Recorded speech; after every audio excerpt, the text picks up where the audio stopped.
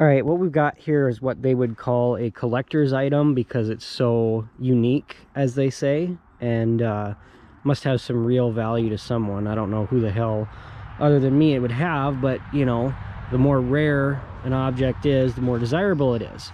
So I figured I'd give you kind of a quick rundown of this car. I've been driving for, oh, I'd say about 2.5 years now. By some miracle, it got that far. And I got to pull the engine out of it because it's got too many problems now, to the point where even as sketchy as shit as I drive, I don't trust it anymore. And I also got another Subaru that I'm going to put the motor into, so I guess we'll get rambling here. So yeah, to start things off, we got a real nice security system I put on here, and you want to make sure you burn through the door. That way, you know, you got good penetration. The way it ends up working here, I got a padlock sitting right in the center console there. So you hit the lock button, lock all the doors when you're inside the car, when you're getting out, and then you unlock this one before you close the door, and you put this fancy schmancy little high-tech security device on it, and that way you can only open it to right there. So I guess in theory, if someone was really adamant, they probably could open this up enough to get down to the unlock lock button, but you know, someone's that motivated to get into my car, then they must need the stuff that I have in there more than I do, and more power to them. So since we got that figured out, you'll also notice it's got some real nice patina on it, and that's just added lift support back there, you know, just kind of drifter stitches, as they say. Just cosmetic. It's in no way structural, obviously, because you know, why would it be? And then we got some more patina down here, and looks pretty good. Got every single panel on this car has some nice beauty marks on it. Really makes it a unique thing to drive. Somewhere on here, if I can find it. All right, like I was saying before I got interrupted there. Anyways, I don't know if you can make this out. It's K-A-M-D-E-N. The previous owner's son scratched his name into the hood. So, of course, you know, that's what we call a wise investment, holding on to this hood. Because if that kid ever becomes like some famous serial killer or something, or just a famous baseball player, you know, you got his memorabilia, you got his signature. That's got to be worth a couple grand there. Otherwise, let's see what else we got. We got the aerodynamic bumper cover down there. That little slit is to kind of help, you know, circulate and make the air like a cyclone thing. You know, it's got its beauty marks on it for sure. The fog lights, you know, you got one over here that prefers the au naturel look, and then you got this one, which, you know, just a little bit of spit and that'll polish right up. Oh, let's see what else we got here. We got some more cosmetic sort of beauty marks and blemishes over here, some good patina. The other thing I got back here, of course, it's got to have a hitch, you know, it's tow rated. Towing car trailers with this thing, no problem. The back latch here is what you call an idiot-proof latch. You got a real nice OSHA-approved grip here. And of course, if you're doing it with one hand, you can reach in there and you finagle it just right. Well, see, this is the thing. If you ever lock yourself out of the car, you got to reach up in here and make sure. I should spit on my finger first. It's kind of rude not to. You get your finger just right, you unlock it, and you can even pull it open with one finger. Damn gas shocks still work. That never happens. You know, we got our tow plug here. Gotta have that, gotta be safe. You got the nice, what, 8.5 foot box from Ford, you know, you got all this space, you know, it's definitely not 5.5 feet. It's got to be a good 8, maybe even 10 feet, you know. You got this seat belt back here, which doesn't do anything but clatter and make noise, but you know, that just reminds you to look back in the rear view mirror back there and kind of make sure you're checking your mirrors every now and then, you know. The rear wiper works, but about 3 of these heated defrost lines work. I think that's just, you know, another intentional feature. We got this OEM Subaru roof rack here. You know, it was like an extra $2,500 add-on when it was brand new. But, you know, you'd be an idiot not to get it. So, found that and threw that on there, you know. Let's see what else we got. We got these air leaks coming in from all the patina.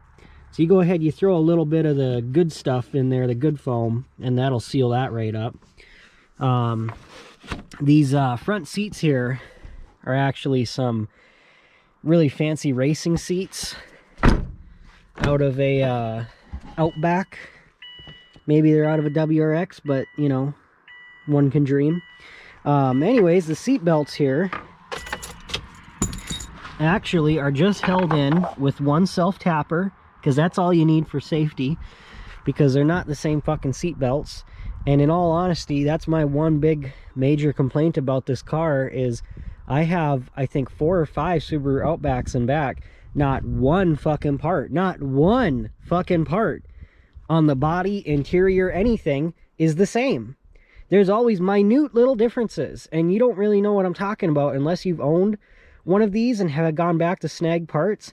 Why the fuck are the seat belts different? Why the fuck is the glove latch box or the little latch mechanism different? Why the fuck is the ashtray different? Why is the center console different? Every little thing. So anyways, you know, that's just another nice thing about this car. It makes sure you're alive by making you feel your emotions. We got this nice cup holder here. It's got a little attachment here. You just kind of pull down, you know, to make sure you can fit the right size different cups in there. Let's see what else. We got factory Kenwood radio, which is obviously in there securely and not just loosely flopping around. Heater mechanism here.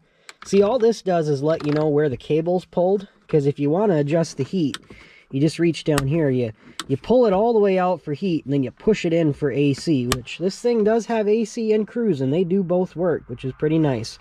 Otherwise, this thing doesn't turn all the way to defrost, so the best you're ever going to get is foot and defrost. I got some sticky shit on there. Must just be some lubricant or something for it. Replace the blower motor about 3 times in this. You know, they're good and reliable. The glove box we got cooking here, that's a custom made one. You know, it's also an additional probably $5,000 from Subaru. You know, really fine craftsmanship here. See, I actually just replicated what they did. I took the innards of the glove box and kind of hacked it off and screwed it in there. So now you got quick access, you know, and plus you can see everything that's in there, and that's what matters, you know. That way you're not popping open the glove box trying to grab something while you're driving and end up killing somebody. Oh, got some masks in there. Girlfriend left some tampons and Tums in there. Got some hardware here in case you ever hear a rattle. You need to quick just buzz a screw in, you know. Let's see, cruise works, light doesn't work, so you don't know whether cruise is on or off. Let's see if I can start this thing up here. Thing's running on fumes.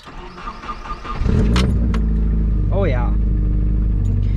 Got a real nice 302 on her, so she's up there in miles, and it would continue to go. However, it's not without its quirks for sure, as you might know. Let's see what else. Is there anything else I'm forgetting on the inside? I'm sure I am, but I'll come back to it. Let's pop the hood here.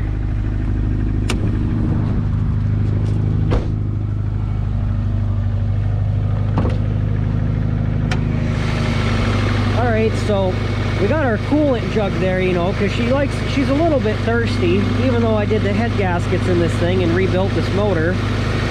I must not have gotten one of the hoses right somewhere, because it likes to leak a little bit of highlighter fluid on the ground, you know. I think that's the technical term. It's not doing it now. Give it about 5 seconds, it'll start doing it. So she's definitely needs a couple diapers. She's left her marks all over this driveway, no matter where I parked it. If you see a puddle of green, you know this thing's been there. Otherwise, you know, we got that fancy racing radiator cap.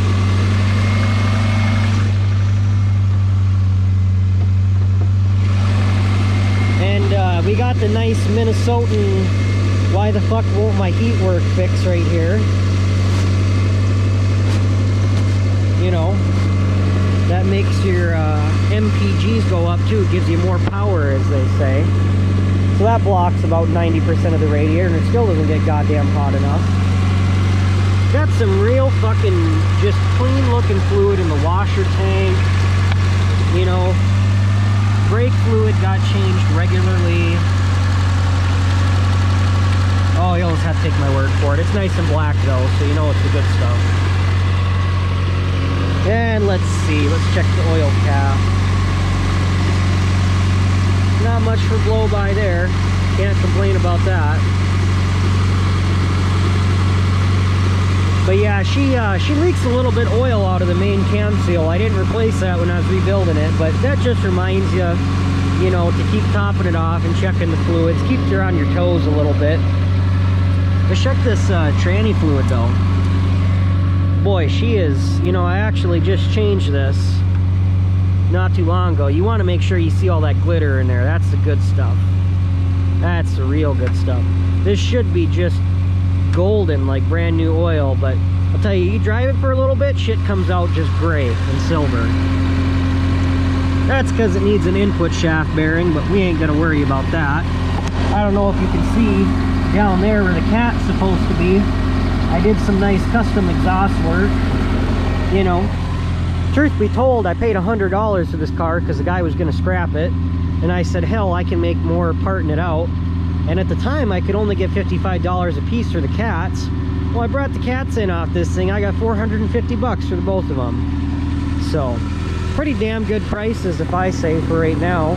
But I already made my money back off that damn thing, so I got this car for free. That also paid for these Toyo winter tires I put on here. Let me just say, Jesus Christ, this thing handles better than my 3/4 ton truck with new tires in the snow. What else we got here? I mentioned the coolant jug there, because like I said, she's a little bit thirsty. Oh, let's see. Well, you know, I guess I could take you for a spin in the old thing. Honestly, I'll be lucky to get a mile. This thing is running on fucking fumes.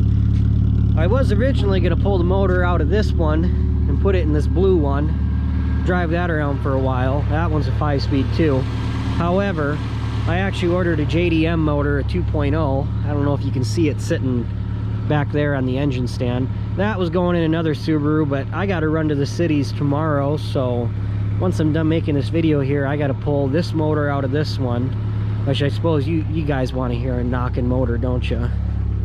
She's just sick. She needs to be put down.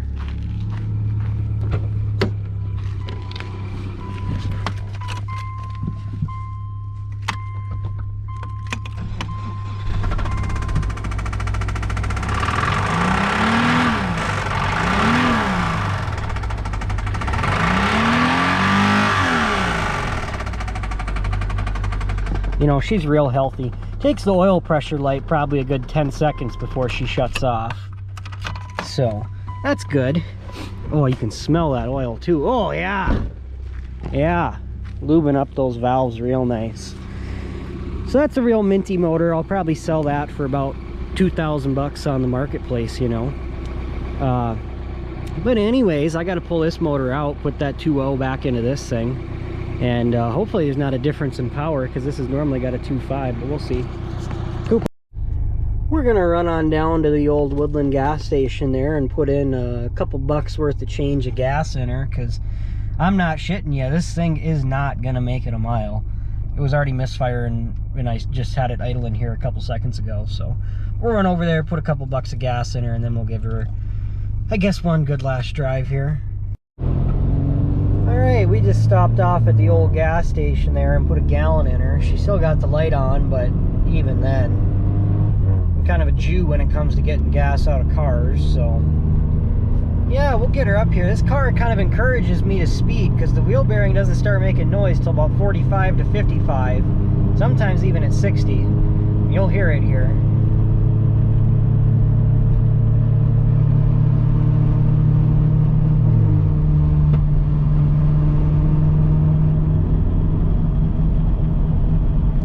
Seems like it's It's a little bit better once it's cold, but once it starts to warm up, it starts to make some real noise.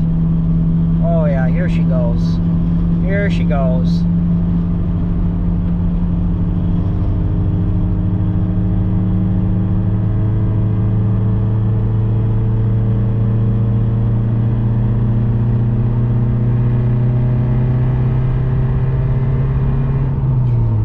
Seems to pretty much go away once you're going 70, so I gotta goddamn go 70 everywhere in this thing. So that's nice.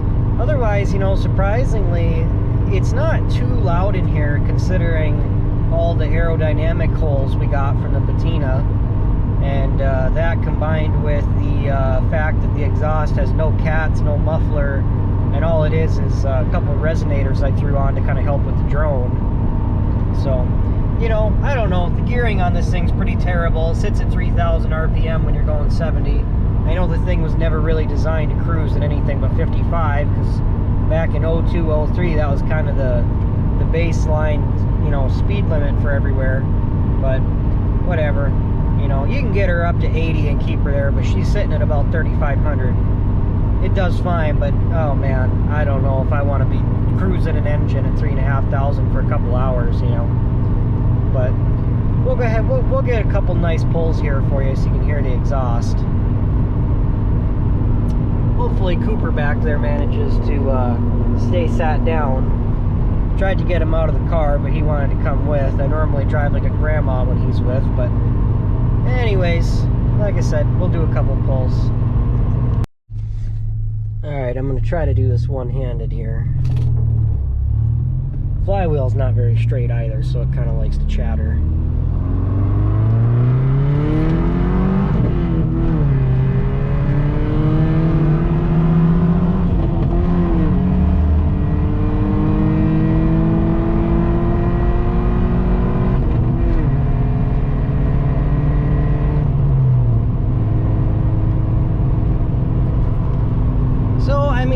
For a 2.5 naturally aspirated, it's got a little bit of pep in its step. That's mainly just due to the fact that this is the lightest Subaru that they made for this era, and it's the smallest, and it's kind of, you know, you do this in one of those Outbacks, it'd probably take another 1.5 seconds or maybe 2 seconds to get where this one got to. But that was kind of a rolling start too. I'm not trying to say it's fast, I'm just saying it's, you know, she's got a little bit of pep in her step for being a 2.5 anyways, a non-turbo. Alright, it's not really on there as tight as I'd like to get it, but that's about the best I can do with an octopus mount, so we'll go ahead and try that.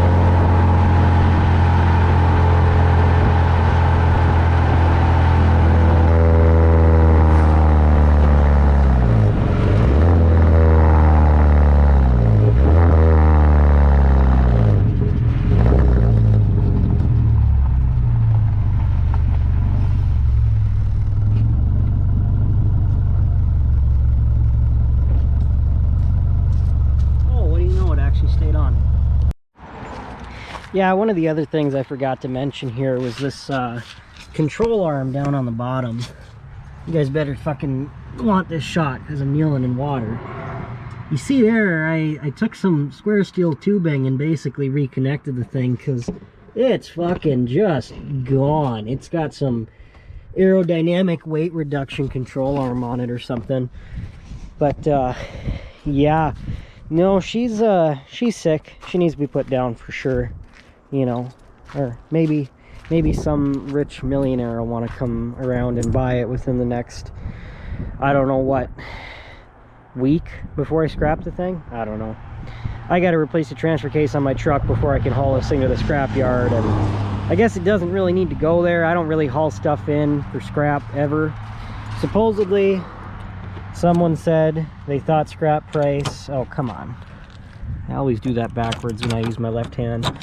They said supposedly scrap price was going to go up to about 200 in the next couple weeks here. And that's 200 bucks per ton.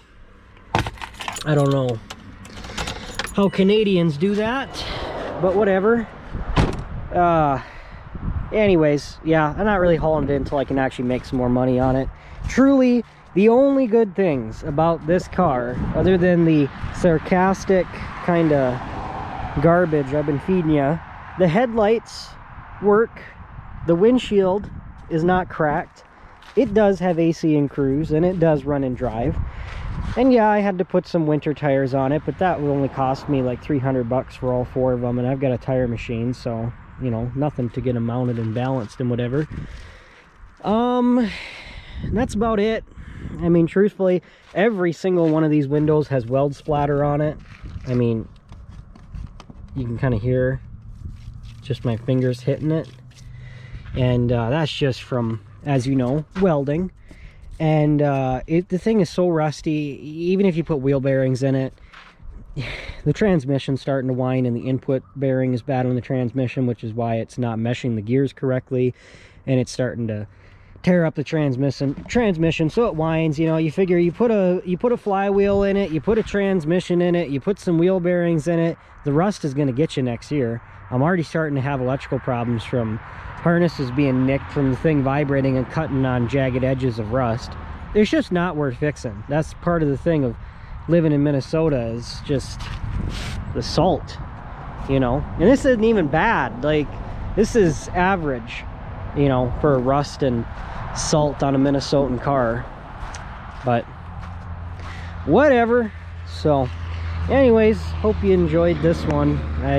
Like I said, I've been meaning to make this video for a while, but between the temperature being 20-30 degrees Fahrenheit below for almost 3 weeks straight, sometimes it dipped down to 40, and then the thing didn't have so many problems then. The cold also really kills vehicles, so whatever. Like I said, this old bitch is going to get just put down. I'd love to send it off kind of like, if I could bring it out to a firing range and put some tannerite in there and have a bunch of buddies just rain fire on the thing full of bullets. But yeah, most firing ranges won't allow that anymore for whatever reason. Can't imagine why. But yeah, there you go. Biggest piece of shit Subaru I've ever seen in my life, owned by a mechanic in Minnesota for 100